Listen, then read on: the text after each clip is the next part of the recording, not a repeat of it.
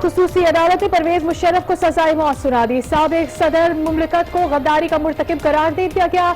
Justice वकार सेठ ने फैसला पढ़कर सुनाया। मुख्तसर फैसला 2-1 की अक्सरियत से दिया गया। तफसीली फैसला 48 घंटे में सुनाए जाने का इम्कान।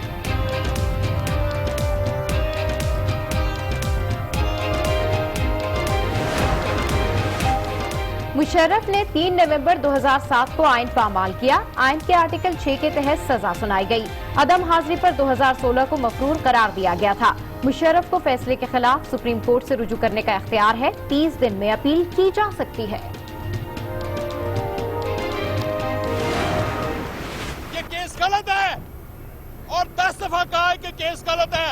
इस केस के साथ दूसरे केस भी गलत है। परवेज मुशर्रफ ने जो 3 नवंबर 2007 की इमरजेंसी लगाई है वो on the advice of prime minister और with the consultation of everybody all the stakeholders, उस वक्त मुल्क की हक में था वो।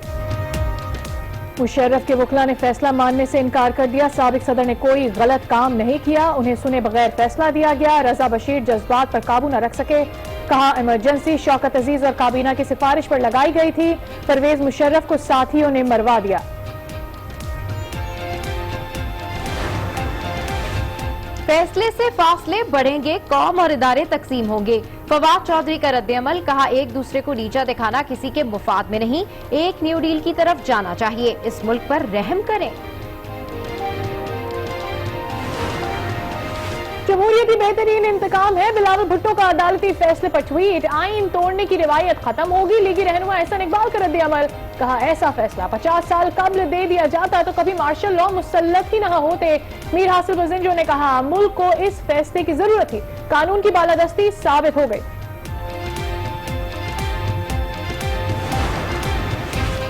फैसले पर अमल हो गया तो कयामत तक जमहूरियत कायम रहेगी। सिराजुल हक का रद्द-ए-अमल। पीटीआई ने मुशर्रफ को बचाने की कोशिश की।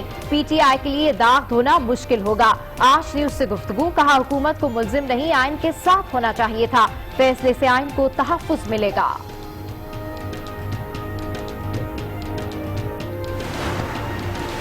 गद्दारी केस में कायम खुसूसी अदालत की तश्कील के खिलाफ केस की समाअत। लाहौर हाई कोर्ट ने परवेज मुशर्रफ की दरखास्त पर फुल बेंच बनाने की सिफारिश कर दी। दरखास्त chief justice Lahore high court को भिजवा दी गई है।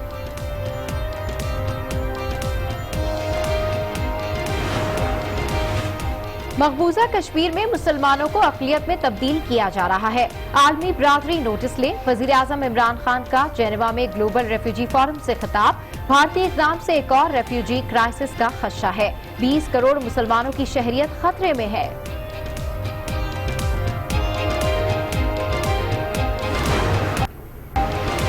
वज़ीर आज़म इमरान खान मलेशिया में कॉन्फ्रेंस में शिरकत नहीं करेंगे। वज़ीर ख़ारजा शाह महमूद कुरैशी की शिरकत का फैसला आज किया जाएगा। दफ्तर ख़ारजा ने मेजबान मलेशिया को आगाह कर दिया।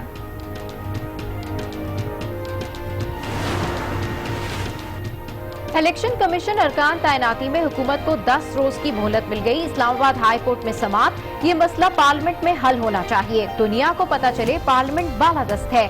चीफ जस्टिस अतहर मिनल्लाह के रिमार्क्स। LNG रेफरेंस में अहम पेशरफ। शेख रशीद साबिक वज़ीर आज़म शाहिद खाकान के खिलाफ नैब के गवाह बन गए। वज़ीर रेलवे एहतसाब अदालत में गवाही देंगे। नैब 59 गवाहों को पेश करेगा।